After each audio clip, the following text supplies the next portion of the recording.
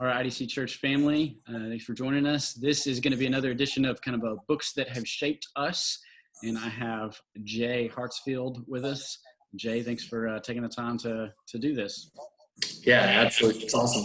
All right. Real quick at the beginning, just tell everybody who you are, what you do, and the most interesting thing about you. Yeah, so I am the Global Missions Director at Imago Dei. Been doing that about getting a year and a half, 2 years, something like that. Previously been a missionary overseas. And well, interesting thing about me? Most interesting thing about you. I just kind of throw you that my wife is way out of my league. How about that? We'll Perfect. Go with that one. Perfect. Absolutely. And unfortunately, a Tennessee Vols fan. Yeah. Okay, good. So when I kind of threw this out there as far as like books that have been impacted to you, a couple came to mind, but you chose one. Tell us what you chose and give us a little taste of why that one comes to mind. Yeah, so the book I chose was Shadow of the Almighty, which is by Elisabeth Elliot, but it's actually her kind of commenting on her, then at the time, late husband's journal, Jim Elliott. So it's kind of a combination of him kind of writing in his journal and then her kind of filling in details around like what he was doing at the time or just kind of giving her thoughts on that issue. And yeah, it shaped me. I was just kind of in college.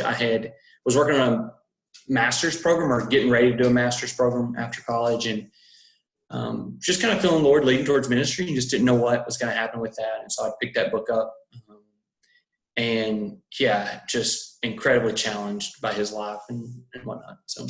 Okay. So I feel like a lot of folks will know when you say Jim Elliott and Elisabeth Elliot. Yeah. But for those who might not know, fill in the gaps a little bit. Who are these people and why should we care about them? Yeah. So Jim Elliott, typically the other name you might hear is Nate Saint, but there were 5 of them total, and they were in Ecuador, and they were trying to reach out to a warring tribe of nationals there that they had hoped to share the gospel with. And they were incredibly dangerous. Really, no one had ever interacted with them. And so they had attempted a couple of times to make contact with them. And finally, one time they went kind of all in on reaching out to them. And when they did, they were, some people say martyred. I think martyred's probably a little fast and loose, more like murdered. It wasn't because of their, like, you're a Christian, so you're dying for that. It was more like you're here and you're not supposed to be here, so you're dead thing. So. Gotcha. But they knew that was like a possibility. Like that was a real possibility. Even in his journal, he talks about like, this might be the last time that I write in this journal. This might be the last time my wife sees me. So. Okay. And so Elisabeth Elliot, his wife, kind of takes this and kind of journals through it. Do you get more of like her thoughts as well? Or is it mostly just kind of the narrative? Yeah, so I was most struck by his kind of life and just there was a couple. So there's one really famous Jim Elliott quote that most people have heard. It is, he is no fool who gives up that which he cannot keep to gain that which he cannot lose. And you'll see it, in people's houses and posters, and you'll see it.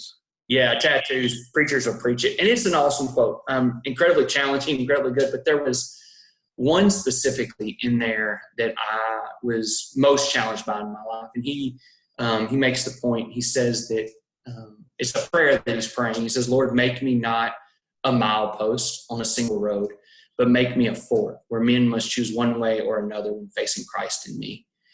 And I read this book probably 20 years ago. And as I'm like sitting there reading it, it was just like that. It's incredibly profound, right? Like he's saying, like, I don't want to be someone that other people just look at me and they kind of judge their life. I'm like, well, I'm better than Jim, so I'm okay. I'm better than Shane, so I'm okay. He's saying, like, no, like, let my life ring so true. Let my love for you, my devotion for the cross just be so incredible that when I'm faced with, like, when people meet me, when they come face to face, they say, man, I either need to jump off this bus and I need to go back to living in sin, or I need to get serious about my faith today. Because if he lives like that, I can't live like this. And I was just so challenged. And I kind of made that like decision that day. I was like, that's going to be my life. Like, I'm going to live in such a way, such devotion to Christ that when other people encounter me, when they encounter my family, they're like, man, we need to get on it. Like, we need to start living more for Christ today. So that almost makes it sound like this is a kind of a false dichotomy here, but like that almost makes it sound not just like it's not just a missions book, right? Almost more like a more general Christian life. Like, is there a strong? Yeah, I mean, obviously it challenges a lot of people. I think if you read it, you're like, man, and you don't go into missions, you're definitely not like called into missions. But at the same time, I think more the devotion of his life was what I was blown away by. So at a very young age in the journal, he talks about like, he journals his entire life, which is incredible, like from a very young age. And he is even like age 12, 13, he's preparing his life to be a missionary. So the decisions he's making, what he's doing in his life are all decisions that are leading up to the moment that he's going to go overseas and start out his calling. He talks about like getting into wrestling just because he wanted to have good physical strength because he knew he would need that. Talks about studying languages in college and all these different things that he's doing to just get ready for this life that he feels God has led him to. And he also has that, another quote that's kind of famous from his, and I'll butcher it, but he says that his life had needed a calling. In his life, he needed a calling to stay and not to go. I mean, I was really challenged by that too. And I think like in general life as well, like I think as you're reading that, the interpretation should be like, I'm going to do what Scripture says, unless like there's like, and that's kind of where his life was at. He was like, I'm just going to do what Scripture says. Scripture says, like, go and tell. I'm going to go and tell. So unless God, like, directs my path another way, then this is what I'm going to do. And that's what he did. That's awesome. That's awesome.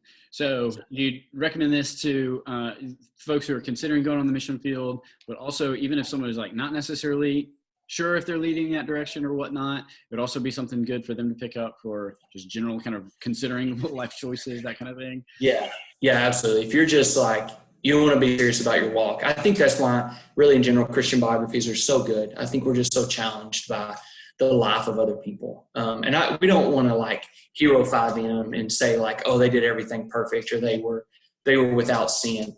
But I think a good biography doesn't do that, right? It does talk about the thorns in their life, but it also, we look at that and can learn from the devotion of their lives, from their love for Christ and be challenged by it.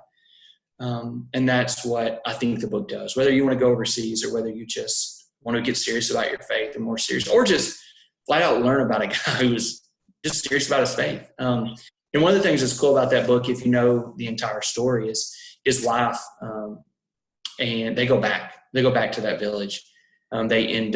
Many people from that village end up becoming believers. And it all started with, really, we say like it started there's a beach down the river they were killed on. We say it started on the beach, but it started long before that with these 5 guys that had said like, we're serious about the gospel. We're going to take it to those that have never heard and risk it. And they did risk so much for the gospel. Yeah, man, that's so good. And it's almost like it all comes together and you're like, this sounds like somebody just like, this is a movie script or something like that. And obviously, whatever, but just kind of seeing how the Lord orchestrated all that and use somebody kind of who was so totally devoted and use him in a profound way, even after his death and everything. And then obviously Elisabeth Elliot, going on to go back, but also write so much and everything, just incredible. Yeah, she's got books upon books. I haven't read many of those, but worth reading.